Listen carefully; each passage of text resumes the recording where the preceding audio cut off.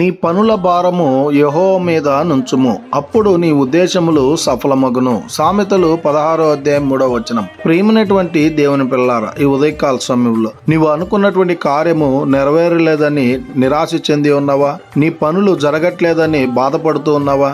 నువ్వు అనుకున్నటువంటి పనిని, నువ్వు అనుకున్నటువంటి కార్యాన్ని లోకంలో ఉన్నటువంటి వారు జరిగిస్తారని వారి మీద ఆశ పెట్టుకొని నిరాశ చెంది ఉన్నట్లయితే నీకోసమే ఉదయకాల సమయంలో వాగ్దానం ద్వారా దేవుడు మాట్లాడుతున్నాడు గనక ఆ యేసుక్రీస్తు ప్రభుల వారి మీద నీ పనుల భారమును ఉంచినట్లయితే నువ్వు ఏదైతే ఉద్దేశిస్తూ ఉన్నావో ఆ ఉద్దేశములన్నిటినీ ఆయన సఫలపరిచేటువంటి దేవుడిగా ఉన్నాడు. ఆ పనిలో నిన్ను సక్సెస్ గా నిలబెట్టేటువంటి దేవుడిగా ఉన్నాడు గనుక ఇక నుంచైనా మన పనుల భారమును యెహోవా మీద ఉంచేటువంటి వారంగా ఉండాలని కోరుకుంటూ ఈ దిన వాక్యం ద్వారా దేవుడు బలపరచును గాక.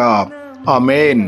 ప్రార్థన. మమ్మల్ని మిక్కిలిగా ప్రేమిస్తున్న ప్రియ పరలోకమందున్న మా తండ్రి, మీకే కోట్లాది వందనాలు, స్తుతి స్తోత్రాలు ప్రభా.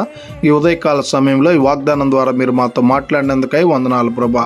ఈ వాక్యాన్ని ఎవరైతే విని ఉన్నారో వారందరి జీవితాల్లో మీ కార్యాన్ని నెరవేర్చమని ప్రార్థన చేస్తున్నాం. ఎవరైతే తండ్రి వాళ్ళ పనులు జరగట్లేదని, అనుకున్నటువంటి కార్యాలు నెరవేరలేదని బాధపడుతూ నిరాశ చెంది ఉన్నారు, వారందరి జీవితాల్లో తండ్రి వాళ్ళ పనుల భారము మీ మీద మోపుతుండగా తండ్రి వారి ఉద్దేశములు మీరే సఫలపరచమని, ప్రతి బిడకు తండ్రి ఆ పనిలో సక్సెస్ను దయచేయమని ప్రార్థన చేస్తూ ప్రతి బిడను మీ కృపగల హస్తాలకు అప్పచెప్పుకుంటూ కృపనే కోరుకుంటూ యేసుక్రీస్తు పరిశుద్ధ నామమున అడిగి మరి ప్రార్థన చేస్తూ వేడుకుంటున్నాము తండ్రి. ఆమేన్.